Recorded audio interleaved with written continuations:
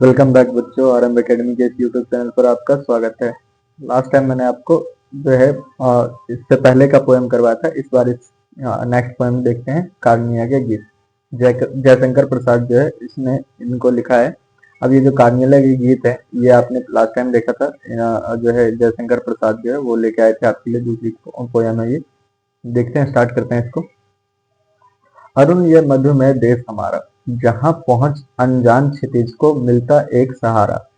तरस सरस तामरस गर्भ विभा पर नाच रही तरु शिखा मनोहर। छिटका जीवन हरियाली पर मंगल कुसुम सारा।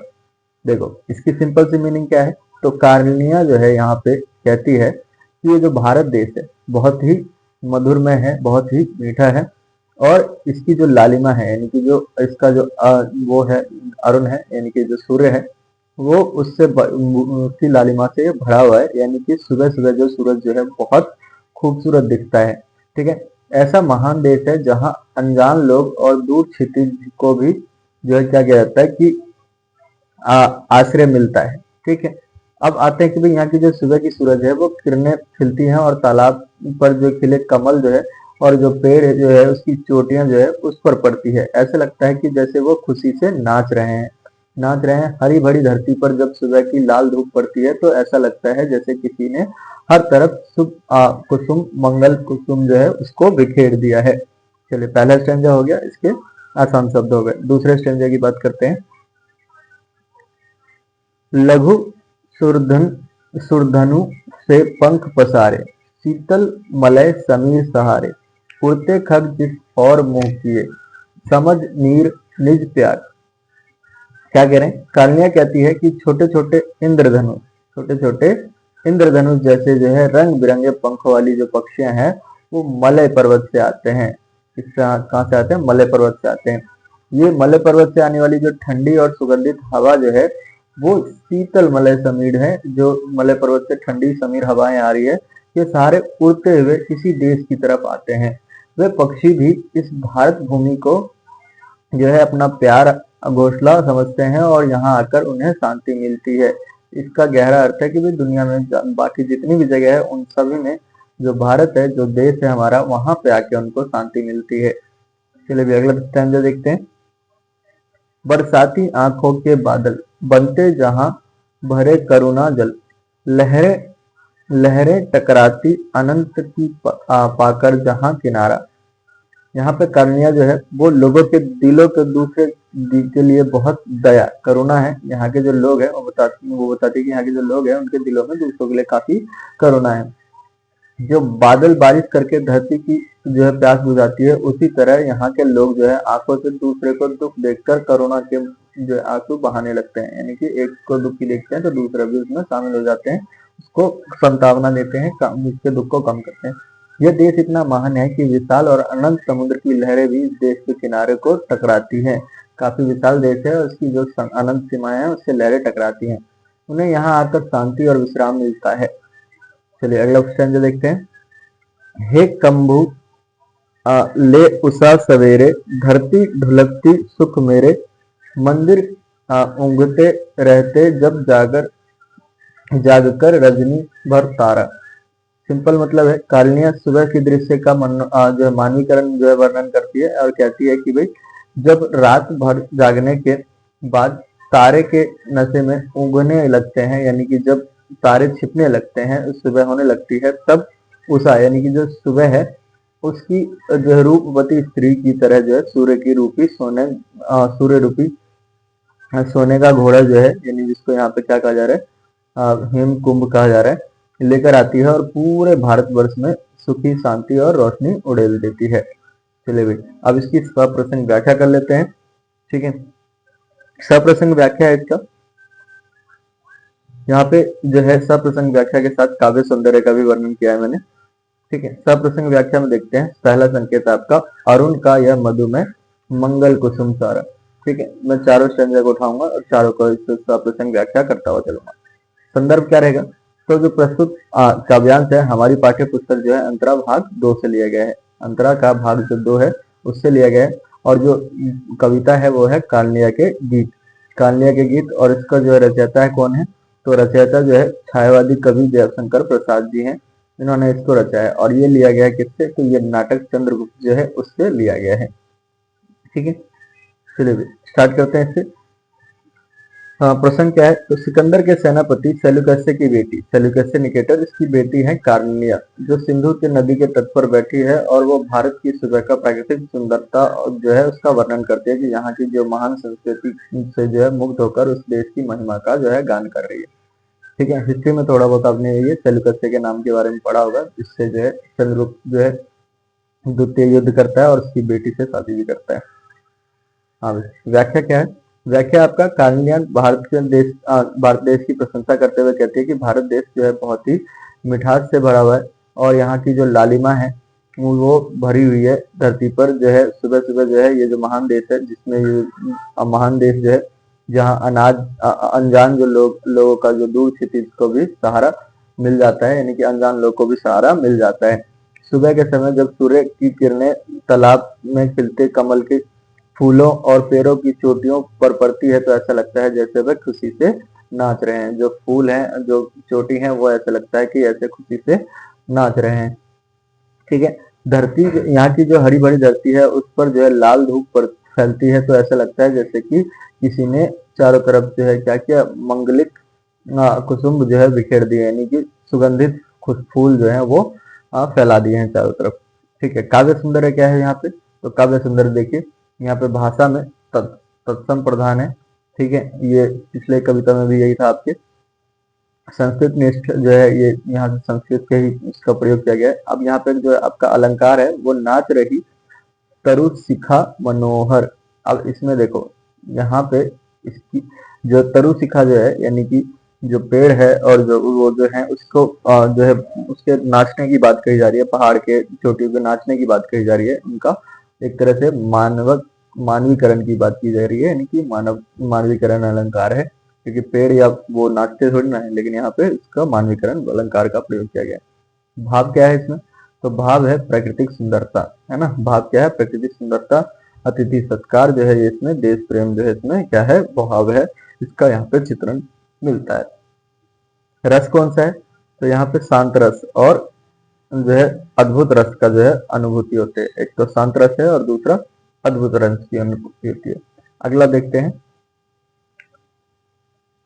लघु सुरधनु से समझ नीर निज प्यार। अब देखो प्यारा, ये जो स्टैंजा है सेकंड वाला आपका, इससे दिया हुआ है सप्रसंग व्याख्या। अगर मैं बात करूं संदर्भ की, तो संदर्भ में जैसे मैंने पिछले पोयम में भी बताया था आपको, पिछले कविता में बताया था कि संदर्भ बदलेगा नहीं। जो एक बार आपने ऊपर संदर्भ देख लिया वही संदर्भ पहले जैसा ही रहेगा। ठीक है, प्रसंग की बात करते हैं। प्रसंग जो है कह रहे कि प्रस्तुत पंक्तियां जो है किससे है? प्रस्तुत पंक्तियां जो है कार्नेलियन के माध्यम से जो है भारत देश का वर्णन करते हुए किया गया है। और ये जो है प्रस्तुत पंक्तियां में जो व्यवस्थाएं हैं, वह प्रस्तुत पंक्तियां में जो लाइनें दी गई हैं, वो स्पेशली जो है जयशंकर प्रसाद जो है उसके कविता से ली गई है, कार्नेलिया के गीत से, है ना। चलिए देखिए व्याख्या करें इसकी। कार्निया कहती है कि छोटे छोटे इंद्रधनुष, छोटे छोटे इंद्रधनुष जैसे रंग बिरंगे जो है सुंदर पक्षी, वो मलय पर्वत की तरफ से आने वाली ठंडी और सुगंधित हवा जो है उसके सहारे उड़ते हुए इस देश की तरफ आते हैं, है ना। मलय से ये देश की तरफ आते हैं। वह पक्षी इस भारत भूमि को अपना प्यारा जो है घोंसला मानते हैं, अपना प्यारा घर मानते हैं, और यहाँ आकर जो है उन्हें असीम शांति मिलती है, यानी कि यहीं पे उसका आसरा है। इसका यहाँ पे जो है गहरा अर्थ है कि दुनिया भर से जो है पीड़ित और अशांत लोग भी यहाँ आकर जो है क्या होते हैं कि शांति की तलाश में यहाँ आते हैं, और यहाँ आकर शांत हो जाते हैं, यहाँ आके उन्हें शांति मिलती है। ठीक है, काव्य सौंदर्य में क्या चीजें दिख रही है आपको? तो भाषा तो वही रहेगा, लेकिन थोड़ा सा भाषा संगीतमय हो जाएगा, जो क्योंकि जो लाइनें हैं वो लयबद्ध है, तो भाषा जो है थोड़ी संगीतमय हो जाएगी। बाकी बोली तो आपको पता ही है कि जो इनकी बोली है वो खड़ी बोली है। ठीक है, अलंकार कहाँ पे है? तो अलंकार है यहाँ पे लघु सुरधनु से पंख पसारे, यानी कि यहाँ पे जो है जो उपमा अलंकार जो है उसका प्रयोग किया गया है। किसका प्रयोग किया गया? उपमा अलंकार का प्रयोग किया गया है। प्रतीकात्मक क्या दिखा है? तो पक्षियों को यहाँ पे जो है दुनिया भर से जो है लोगों के प्रतीक के रूप में दिखाया गया है कि दुनिया भर के जो लोग हैं वो यहाँ आके शांत हो जाते हैं और सुख हो जाते हैं, रक्षा मिलती है और यहाँ पे शांति प्राप्त हो जाती है उनको। तो एक तरह से पक्षियों को दुनिया भर के लोगों के रूप में दिखाया गया। लास्ट है आपका, सॉरी एक और रहेगा, बरसाती आंखों के पाकर जहां किनारा। क्या कह रहे हैं, इसमें भी संदर्भ सेम रहेगा, जो पिछले में संदर्भ था वैसे ही सेम रहेगा। प्रसंग की बात करते हैं, उसमें भी 2-4 लाइनें सेम रहेगी। इस पद्यांश में भारतवासी के हृदय का करुणा, दया और सहानुभूति जैसी परोपकार की दिखाई गई। बाकी के जो 2 लाइन है बच्चों प्रसंग के, कि यह प्रस्तुत पंक्ति जो है कामिनिया के गीत से लिए गए हैं, इसके लेखक जयशंकर प्रसाद है, और जो बुक है वो आपका अंतरा भाग 2 है। तो वो तो आपको लिखना ही पड़ेगा, जो ये एक एक्स्ट्रा लाइन है वो उसमें ऐड हो जाएगी, बाकी सब सेम ही रहेगा, बस ये लाइन एक्स्ट्रा ऐड हो जाएगी इसमें। व्याख्या करते हैं। हाँ, कामिनिया कहती है कि भारत के लोगों के दिलों में दूसरे के लिए बहुत दया और करुणा है। जिस प्रकार बादल बारिश करके तपती हुई धरती की प्यास बुझाती है, उसी प्रकार यहाँ के लोग जो है क्या करते हैं, आंखों से दूसरे को दुख को देखकर करुणा का आंसू बहाने लगते हैं, और वे दूसरों के दुखों को दूर करने का प्रयास करने लगते हैं। ठीक है, यह देश इतना महान है कि विशाल और अशांत समुद्र की लहरें जो है जब इस देश के किनारे से टकराती है तो उन्हें भी आकर यहाँ शांति मिल जाती है, उन्हें भी आकर यहाँ विश्राम मिल जाता है। काव्य सौंदर्य देख लेते हैं इसका। भाषा जो है प्रवाहमान्य है, यानी कि लगातार बहती हुई जो है भाव खड़ी करती है, और जो है भावपूर्ण है, और यहाँ की बोली जो है खड़ी बोली है, ये तो आपने ऊपर देख लिया। अलंकार कहाँ पे, यहाँ पे तो अलंकार यहाँ पे ये रहा, बरसाती आंखों के बादल, है ना। इसमें किस चीज का प्रयोग किया गया है, एक बादल को बरसाती आंख के रूप में दिखाया जा रहा है, तो यानी रूपक अलंकार का प्रयोग किया गया है। भाव जो है कौन से है, तो भाव जो है इसमें भारतीयों को वसुधैव कुटुंबकम जो है उसको दिखाया गया कि कैसे जो है पूरी दुनिया को हम परिवार मानते हैं, कोई भी अगर यहाँ आता है तो हम उसके दुख को निवारण करते हैं, एक तरह से उसका साथ देते हैं। नेक्स्ट आता है आपका सप्रसंग व्याख्या में, जो हमें कुंभक लें रजनी भर तारा। ठीक है, ये लास्ट स्टैंजा है, चौथा स्टैंजा है। देखो बच्चों, अगर आपको पसंद आ रहा है तो इसको लाइक कीजिएगा। ऐसे ही बाकी सारे जो पोएम है वो भी मैं आपके लिए लेके आऊंगा, आसान शब्दों में लेके आऊंगा। ये सारे पोएम जो है धीरे धीरे जो है आपको कवर करवा दूंगा 2 दिन के अंदर में। तो मेरे वीडियो को पूरा देखिएगा, आपको पूरा जो है डिटेल मिल जाएगा आपको, यानी कि जो आसान शब्दों में व्याख्या मिल जाएगी। उसके अलावा जो है प्रसंग व्याख्या साथ में होगा, और साथ साथ जो है काव्य सौंदर्य भी होगा। तो आपको कहीं और नहीं मिलेगा जहाँ पे ये आपको तीनों चीजें, चारों चीजें एक साथ कवर करवाई जा रही है। हाँ, तो संदर्भ मैंने बताया सेम रहेगा। प्रसंग में बाकी 2-3 लाइनें जो है, 2 लाइनें जो है वो सेम रहेगी, यहाँ से ये चेंज हो जाएगा। अंतिम जो है ये अंतिम पदवस्त है, जिसमें भारतवर्ष के प्राकृतिक और जो जादुई सुंदरता जो है उसका जो है मानवीकरण वर्णन किया गया है। देखते हैं इसको। कामिनिया सुबह के दृश्य का वर्णन करते हुए क्या कहती हैं कि रात भर जागने के बाद तारे जो है नशे में उगने लगते हैं, अर्थात जब तारे छिपने लगते हैं और सुबह होने लगती है तो तब उषा, यानी कि जो सुबह है वो जो है एक सुंदर नायिका की तरह, एक सुंदर स्त्री की तरह सूर्य रूपी सोने का घोड़ा लेकर आती है, और वो सोने के घोड़े पर भारतवर्ष के लोगों को जीवन में सुख, शांति और सुनहरी रोशनी उड़ेलता हुआ आगे बढ़ता है। यानी कि भारत की जो सुबह जो है वो जीवन में उमंग और खुशियां लाती है भारत में। काव्य सौंदर्य क्या है, तो पहला तो यहाँ पे काव्य सौंदर्य में जो है आपको अलंकार देखिए कि वे अलंकारों का छटा बनती है, जिसमें जो सबसे पहला जो है आपका उषा उषा सुबह को पानी भरने वाली स्त्री और तारों को उगते हुए इंसान के रूप में दिखाया गया। तो यानी कि अगर आप देखोगे तो ऊपर के मैंने जितनी कविताएं करवाई हैं आपको बताया कि जब भी इन प्राकृतिक चीजों का जो है किसी इंसान की तरह वर्णन किया जाता है तो कौन सा अलंकार आता है, मानवीकरण अलंकार आता है। हेमकुंभ यानी सूर्य रूपी घोड़ा जो है, इसमें जो है रूपक अलंकार का जो है प्रयोग किया गया है। ठीक है, बिंब का मतलब क्या होता है बच्चों, इमेजिनरी, है ना। बिंब का मतलब जो इमेजिन करता है। हेम कुंभ से ले उषा सवेरे में अत्यंत अत्यंत सुंदर दृश्य बिंब उपस्थित है।